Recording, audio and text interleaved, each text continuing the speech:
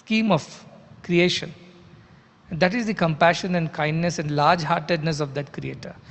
Knowing His ways, people are respectful to Him. That is why this earth, moon, whatever they call the different gods and elements are bowing down and doing what? They are honoring the Creator by doing their job properly. So when Upanishads say, out of his sphere sun rises and moon rises and wind blows and devatas do their work and Yama runs, they simply mean to say that they never want to displease him and incur the sin of having caused hurt or pain or displeasure to the great Creator who is so compassionate and kind and does everything for us selflessly out of sheer love. How can we displease such a person ever? Out of that fear that we may cause hurt or we will displease our Creator, all the elements, gods, everybody. So that may be the fear. The fear of displeasing the divine is the fear out of which all the elements work. That's how we can understand the interpretation of the Upanishads. It's not out of fear of punishments. It's not out of fear of reprimands. It's not out of fear of some kind of setback that you will have if you don't do your job. It is simply out of respect and out of this fear that we should not cause displeasure to somebody who is so kind and compassionate, who provides for everyone without discrimination, who works for everybody's sake. How can we cause hurt or how can we cause pain or cause any displeasure to such a beautiful personality of God?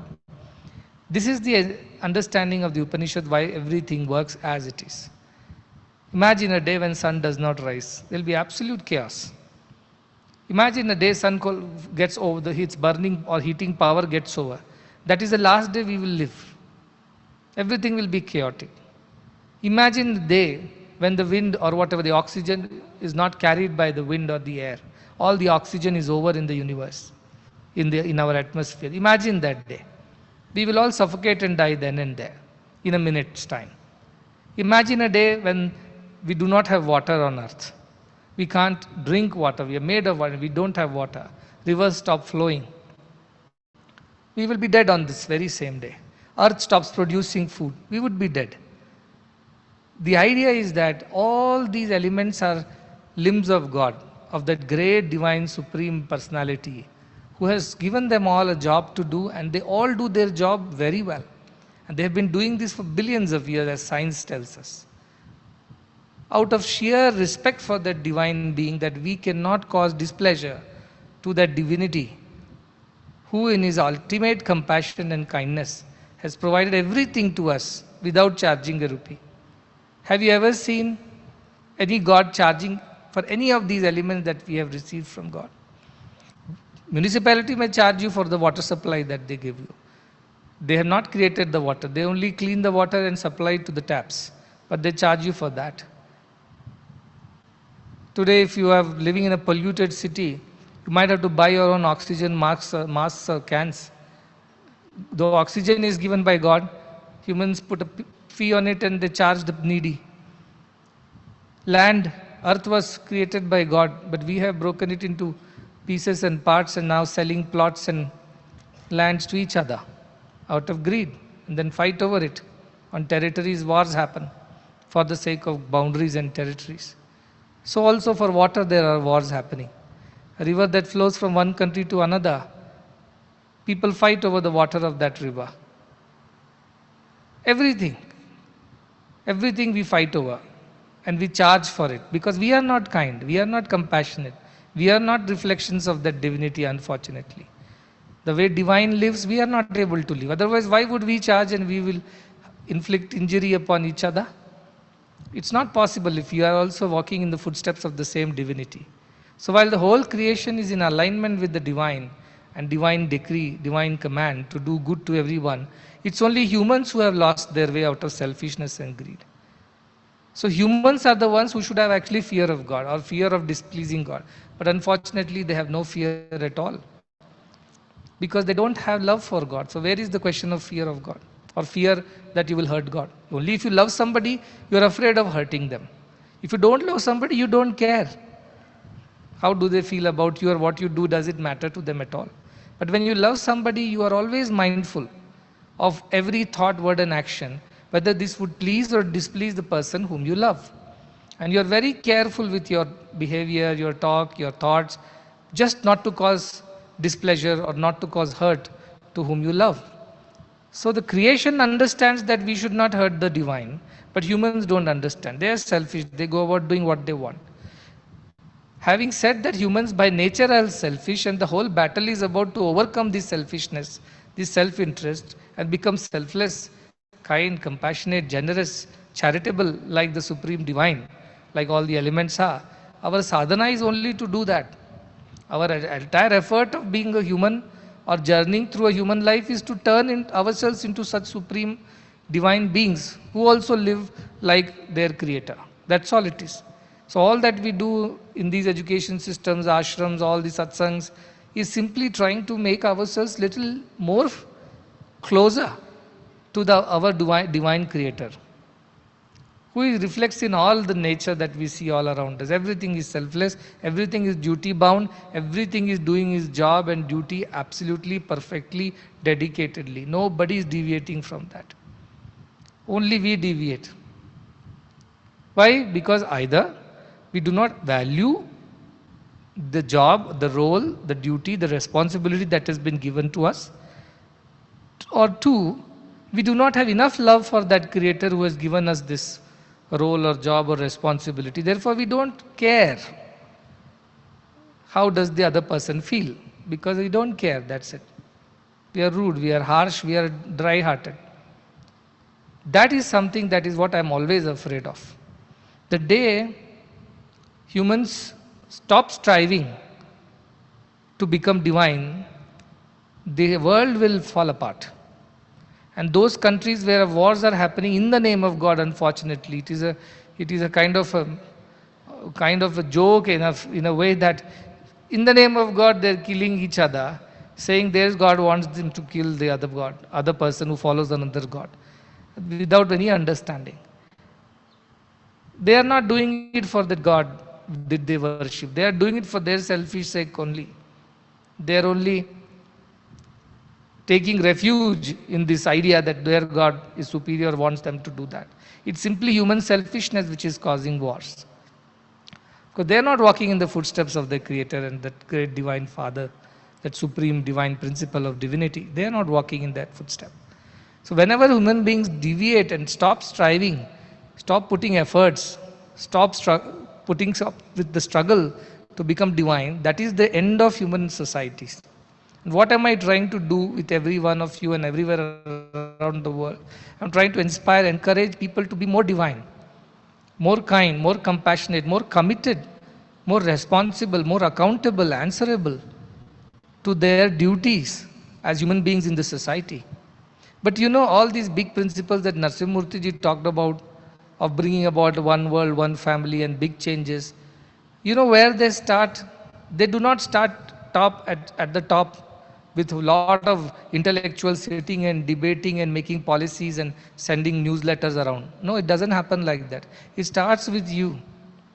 How you keep your chappals outside your rooms, how you comb your hair, whether you shave up, whether you shave and you clean yourself, groom yourself and come, whether you're wearing proper outfits for the occasion that suits the occasion, whether you're speaking in a soft, in a cultured, in a humble, in a polite manner, whether you are working hard every day to fulfill your duties and obligations, whether you are concerned about each other, concerned about the welfare of all, and are ready to make sacrifices for the greater good of others, whether you are able to keep the place that has been given to you in good shape, in good order, so that after you the next batch of students can also use it, and after that the next batch also can utilize it. Do you have that understanding? Forget anything else. When you come out of a washroom, do you ensure that you look back and see everything is neat and clean so that the next person can use it comfortably?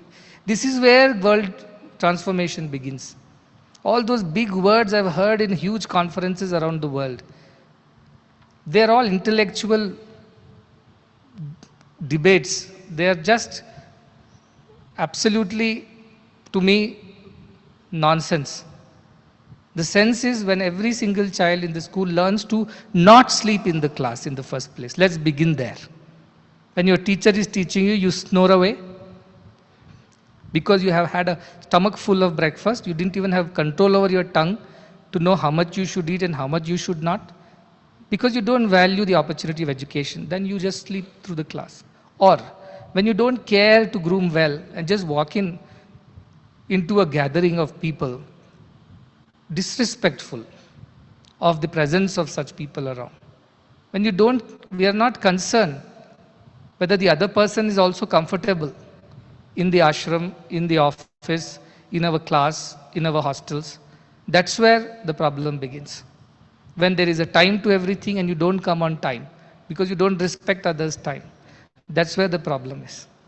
Problem is not in big wars and religious conflicts and huge political and world leaders debating and arguing what kind of world they want. Problem is when individuals like you and me do not care about these little things of life, which is where transformation begins in the first place. And that is my problem. While I can go give speeches on various topics around the world and people will stand up and applaud, I know now transformation will happen at that level. The transformation happens at this level. When we are, what he says, self-disciplined, self-regulated. When we value what has been given, whether it's an opportunity, any resources, any help, anything that we have received from the society, we value it. And when we are committed to do our part in this great big scheme of the societies, in the organization, that is when world transformation begins. So I don't look at our mission as something that will suddenly wave a magic wand and wherever I walk, people will get transformed just like that. That will never happen. What will happen is when each one of you puts your heart and soul into whatever you do, mindful of each other's welfare. It's not just about you and you being good. It's also about everybody around you. That's when the transformation of the world starts. But if you show up late to an occasion, you don't even keep your things in order, you don't even keep your premises or your things clean, you don't value the opportunity of getting free education, misuse the resources, or abuse the opportunity, or you do not work hard enough to come prepared for your class as teachers or to the hospital as doctors, or you do not come prepared to the class as students who are going to learn the new lesson today. You just walk in. Or you do not go to bed on time, do not wake up on time. You do not curb your wasteful communications. You do not disengage from wasteful activities. Then the problem is there. And if this is not sorted out, that big wars between Ukraine, Russia, and Israel and Palestine, and wherever else it's happening, that's never going to stop.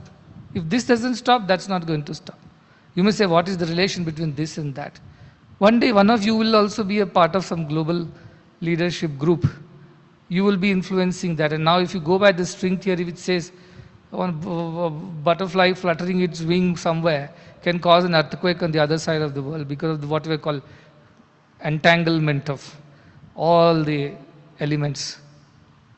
And therefore, that is a proven theory called string theory now.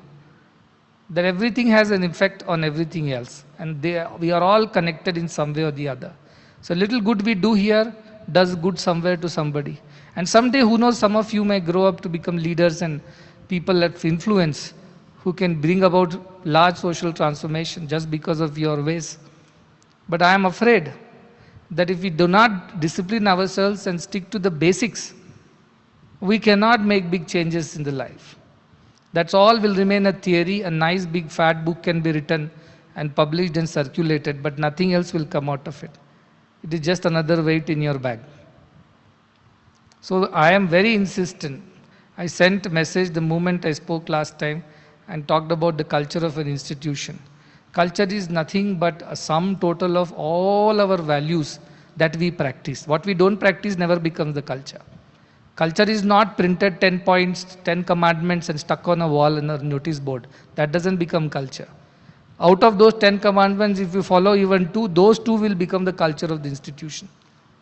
The remaining 8 will never be a part of institution's culture, even though they are on the notice board and printed on the front page of every book. It doesn't become culture till it is put into practice. So culture is simply the sum total of all the behavioral practices that institution, organization, a family, a nation, a country, whatever groups are, they have it. And this is our culture. I've been telling them, and I sent a detailed message that everybody should write about these 5 things, whatever they understand. Even 6th class children can write whatever they understand. I mentioned some simple things like concern. Because I've seen people not being concerned about each other. They just mind, I got Swami's darshan, I got the prasadam, I got what I wanted, that's it. They don't even look at what's happening to the next person. Ah, Swami will bother about him. Why should I bother? I have not brought him here. I didn't bring her here. That is her problem, his problem. Swami will deal with it. But I will not deal with it. Why? I didn't bring him here. I don't care. It's like wind telling, I don't care about the fire. Fire telling, I don't care about the water. Water telling, I don't care about the earth. They are all made of each other. This is how people talk. That I don't like. Anybody comes extremely kind and concerned about them and ready to make sacrifices. See, concern only is practical when you are ready to make sacrifices. I'm very concerned about you, but you do nothing about it. We are not really concerned. This is lip service, lip sympathies. They don't work. That's not real humanity. So begin there. Then I told about cleanliness. Today somebody sent me an article. Our Dr. Shashidhar Prasad had brought a very intellectual person by the name of Dr. Bama Shinoy. He's been there, done that, kind of a very intellectual personality. And he came here, he observed everything, and he wrote an article in, I think, Mangalore Times,